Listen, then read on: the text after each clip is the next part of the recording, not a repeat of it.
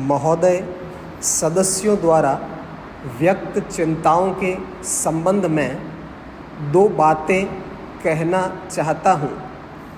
किसी भी विधेयक का तभी विरोध किया जा सकता है जब उस पर विधान बनाना संसद की शक्ति के बाहर है, या सामान्य विधान के संबंध में मौलिक अधिकारों का उल्लंघन होता है, या संविधान संशोधन के संबंध में इसके मूल ढांचे से संबंधित है।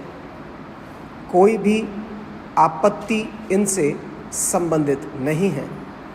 मैं माननीय सदस्यों को याद दिलाना चाहूँगा कि यह विधेयक पहले ही पुनः स्थापित किया गया था और स्थायी समिति द्वारा मंजूरी दे दी गई थी।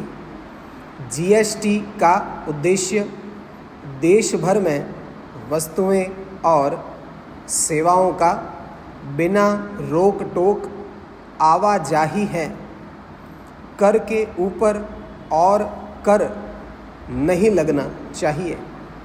गंतव्य सिद्धांत के तहत कर अंतिम चरण में लगाया जाता है।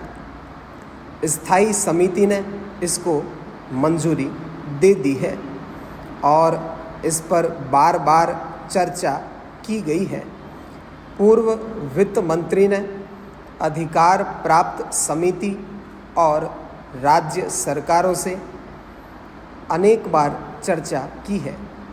मैं अनेक मुख्यमंत्रियों और वित्त मंत्रियों से मिलकर और अकेले मैं भी चर्चा कर चुका हूँ।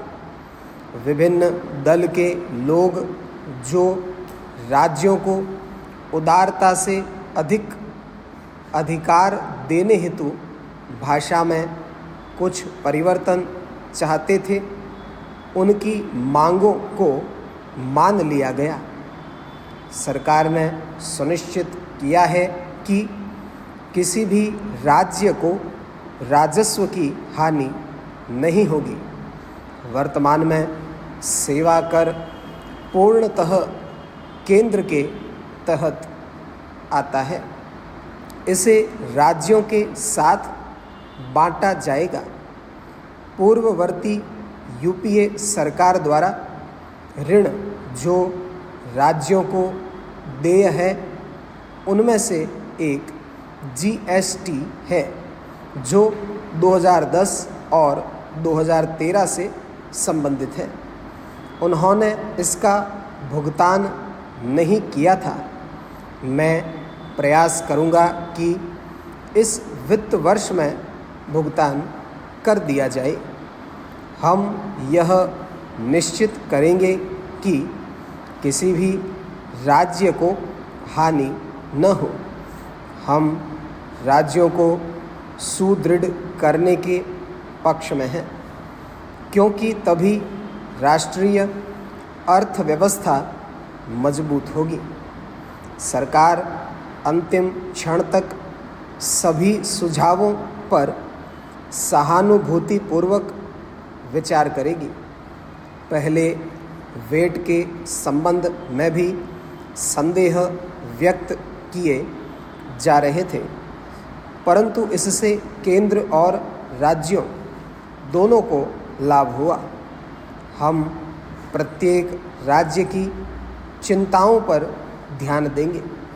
हम सुनिश्चित करेंगे कि उनके अधिकार अक्षुण्ण रहे और किसी भी राज्य को हानि न हो।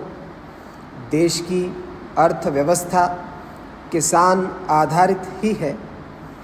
गांव के किसानों को देवता के रूप में चित्रण हमारे कवियों ने पहले से ही किया है।